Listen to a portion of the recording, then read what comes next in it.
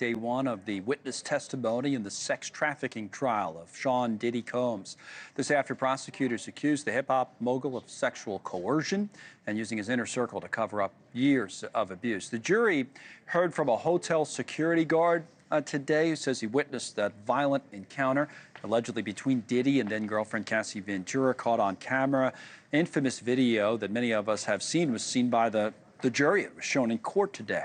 Now, Cassie, who sued Diddy last year, is reportedly next up on the witness list, so we'll hear from her soon. Jury also hearing testimony this afternoon from a male escort who says he was paid to have sex with Cassie Ventura. Testified he heard what sounded like Sean Combs hitting Ventura, telling the court, and here's the quote, "I tried to explain to her that she was in real danger if she stayed with him." Daniel Phelps, the male escort. Let's bring in the writer and cultural critic, Jabella Lemieux. Welcome back to the show. Jamilah, she's written a lot about Diddy and the music industry over the years. What are your thoughts, someone who's kind of observed this and kind of knows about or knows many of the players in it? What do you think about the way this has started off?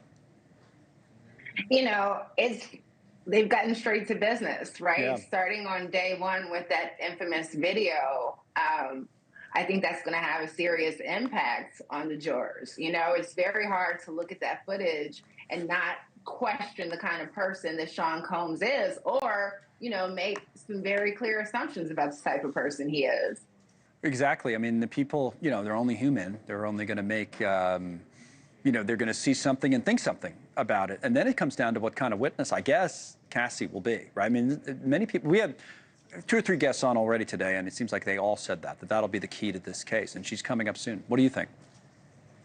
Yeah, Cassie's performance on the stand is going to be incredibly important to the prosecutor's case. Unfortunately, a lot of jurors, you know, including women jurors, can be very unforgiving toward victims, alleged victims, right? They don't always believe them. It's about how sympathetic they are. Do they seem like the type of girl who didn't deserve to be harmed? Is there anything that the defense can say that she did that led him to cause her harm? But I do think that video is so damning that it will be hard, you know, to argue that this wasn't a person who was violent on a regular basis. I think about the fact that he had a towel wrapped around his waist, right? How, like, completely comfortable he was behaving that way in public. It definitely looked that way. I mean, for anyone who saw that in the hallway in a hotel, yeah, it did look comfortable is a weird word, but probably right in this case. It's disturbing if you think about it for any kind of length of time. So let me go, you know, you bring up a point about the juror. It's interesting. If we do it on the tablet, I can probably pop this up. Yeah, there it goes. So let's put this up from the tablet.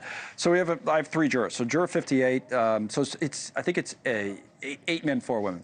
Latino, male, corrections payroll clerk.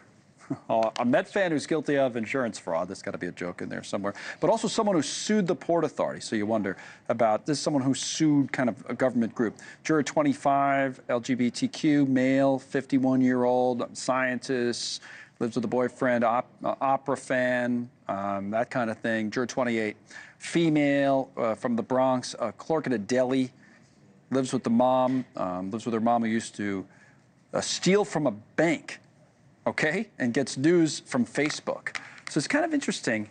I mean, I know this seems like random bullet points on 3 of the, right? But it's kind of interesting now. You have this jury of your peers, and you're Sean Combs, and you wonder, can you get a fair shake from these people? What do you think? You know, it'll be interesting. I think that these people's prior understanding of Diddy is going to factor for a lot of them in their minds, you know, as they make their decision about what's presented before them. Were they fans of his?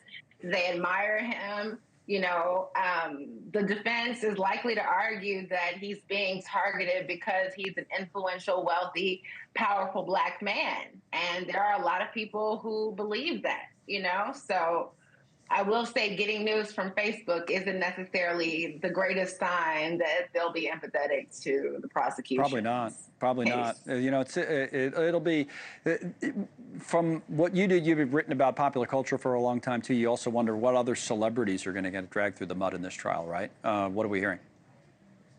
I've Absolutely. I do know that jurors were asked if they were familiar with a very long list of celebrities, including Michael B. Jordan and Mike Myers. We don't know how those people factor in. Were they simply present at Diddy parties? Were they present, during these so-called freak-offs? But, I do think it's likely that other celebrity names will be brought up. Thank you for watching. Subscribe below and download our NewsNation app right now on your phone, and you will get fact-based, unbiased news for all Americans.